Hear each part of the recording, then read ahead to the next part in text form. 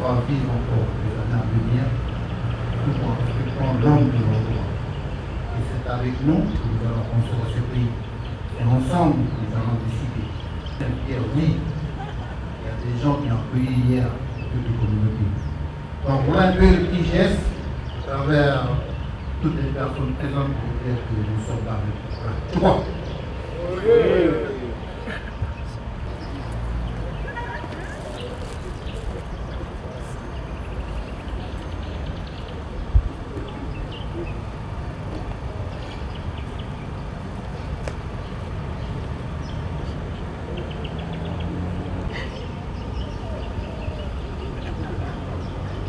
Un petit mot. Bonjour à vous.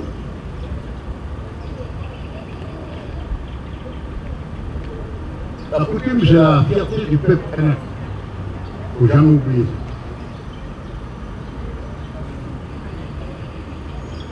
Beaucoup essayent de faire comme nous. C'est pour ça qu'il y a des moments où j'ai dit, il y en a qui vivent avec nous et il y en a qui vivent parmi nous. C'est toujours dit qu'il faut faire en confiance. Aujourd'hui, on est là ensemble parce qu'on arrive à la fin du parcours. Chacun vient avec ses mots, chacun vient avec ses convictions, chacun vient avec ses idées. L'idée était là depuis bien longtemps.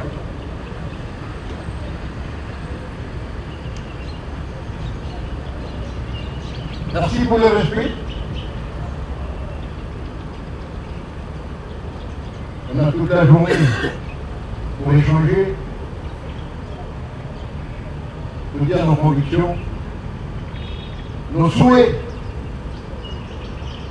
pour savoir si on sera ensemble à la fin du parcours, ou on sera toujours comme nous sommes là.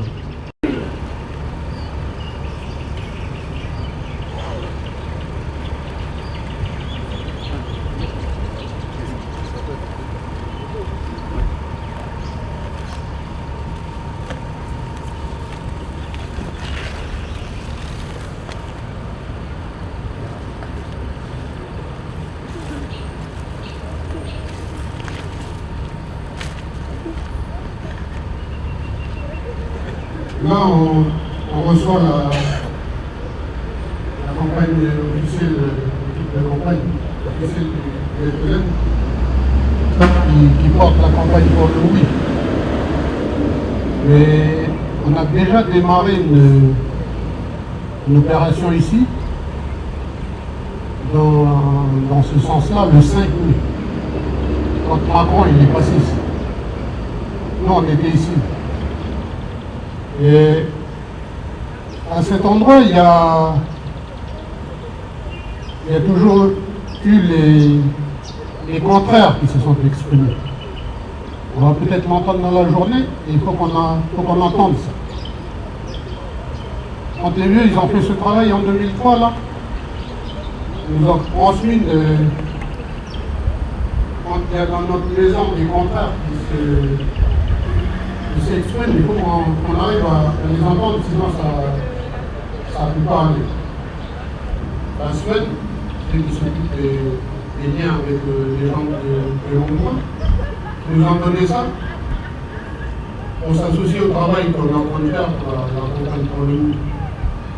Donc les responsables du travail, quand vous allez, si vous allez dans un endroit, vous avez ça. Là où vous irez pour le travail. Bon. Par rapport au fait que dans le nom du comité, merci, puis là, vous remettez la journée entre les mains.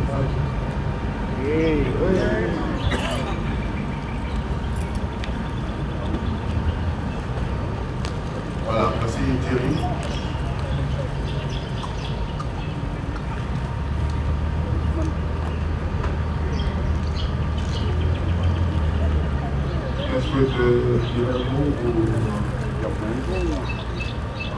On va dire bonjour, Vincent.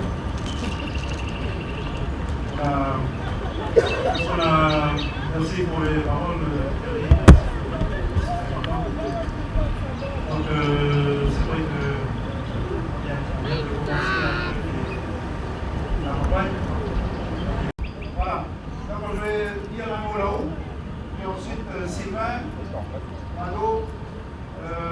la fin d'un système féodal qui divisait la société en ordres, la noblesse, le clergé et la bourgeoisie, pour que tous ces individus deviennent tous égaux en droit. Nous avons voulu prendre ces dates comme référence par sa symbolique, la lutte pour qu'on puisse fermer la parenthèse du système, d'un autre système colonial qui a commencé voilà maintenant 164 ans. Mais également pour marquer dans nos esprits le 4 novembre 2018, notre pays sera au rendez-vous avec notre propre histoire. Tous les 4 de chaque mois, aujourd'hui le 4 août, le 4 septembre, le 4 octobre 2018 et le 4 novembre 2018, nous serons appelés à la consultation ce jour-là. Ce jour-là, nous devons répondre par oui ou par non à la question qui nous sera posée à tous. Voulez-vous que la Nouvelle-Calédonie accède à la pleine souveraineté et devienne indépendante? En ce qui nous concerne, ce sera oui, parce que nous sommes les derniers confettis de l'empire colonial français, et que tous les autres pays colonisés par la France et les autres puissances européennes ont accédé à l'indépendance il y a déjà longtemps. Que nous sommes inscrits sur la liste des pays à décoloniser, que nous plaidons régulièrement auprès de l'ONU depuis 1787 pour pousser la France à respecter ses engagements internationaux dans le processus de décolonisation de notre pays. Que l'ONU, depuis un certain temps, nous accompagne.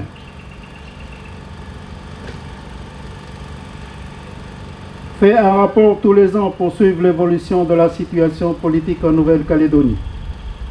Que l'ONU est venue nous assister, nous suivre et consulter dans la commission administrative spéciale lors de la révision des listes électorales pour que le vote au référendum soit sincère et sans contestation. Que l'ONU sera encore là pour suivre le vote du 4 novembre 2018. Que depuis 30 ans, nous préparons l'accès à notre pays à la pleine souveraineté. Avec la signature des désaccords, celui de Matignon et Oudinot, celui de Nouméa qui marque véritablement le déclenchement de l'émancipation et la décolonisation de notre pays. Petit à petit, le pays a récupéré tous les pouvoirs que détenait l'État. Cela nous a permis de développer notre pays, de mieux gérer nos institutions, de faire du rééquilibrage, de former nos gens pour mieux assurer les responsabilités, et le pays s'est petit à petit détaché de la tutelle de la France. Ce que l'on peut dire, c'est que le pays est quasiment indépendant. Ce qui nous reste à récupérer, ce sont les derniers pouvoirs qui sont encore aux mains de l'État. Le pouvoir de la justice, il faut oublier aussi le commerce, la monnaie, la défense, l'ordre public, les relations internationales, le statut international et la nationalité. Le FLNKS a travaillé son projet pour dire comment il voit le pays de demain. Sa vision pour que ces dernières compétences soient transférées. C'est le livret que le FLNKS a travaillé depuis maintenant 1 an et qui est à votre disposition dans les stands. Ce que nous prévoyons pour nos citoyens de demain, c'est notre projet. C'est d'abord une société pluriculturelle fondée sur les valeurs communes, kanak-océaniennes religieuses, républicaines issues des valeurs universelles de la Déclaration universelle des droits de l'homme et des citoyens de 1789. Ce que nous prévoyons aussi, c'est une organisation des institutions mieux pensée en fonction de ce que nous avons vécu, parce que c'est le résultat de notre lutte depuis maintenant 30 ans. Une relation en partenariat avec la France sur les compétences à transférer.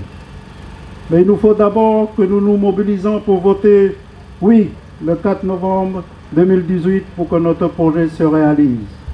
On rappelle que le nombre d'abstentionnistes toujours reste élevé, 45 000 sur l'ensemble du pays. On voit que les indépendantistes doivent aller voter massivement, entre 80 et 90% dans les 3 provinces. Que tout le monde doit se mobiliser pour aller chercher nos gens, ceux qui s'abstiennent. Que tout le monde doit se mobiliser pour que les gens qui veulent s'inscrire dans les bureaux de vote décentralisés à Nouméa puissent le faire. Et pour finir, nous disons que l'indépendance est la seule solution, parce que le pays est quasiment bloqué.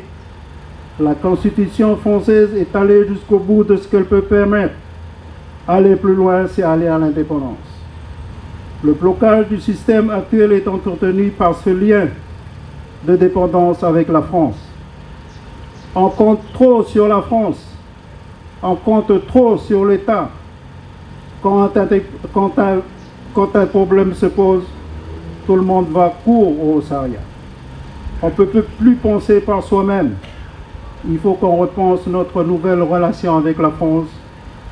En cas de oui, ce n'est pas le saut dans l'inconnu. La France, pays colonisateur, a une expérience sur la décolonisation. C'est à elle de dire comment elle compte accompagner le pays en cas de victoire, ou de oui. Ce que nous pouvons dire, c'est que nous allons préparer pendant cette période, en cas de victoire de oui, une période de transition au lendemain, pour qu'on puisse préparer les nouvelles institutions du pays. Voilà le mot de la campagne. Merci beaucoup.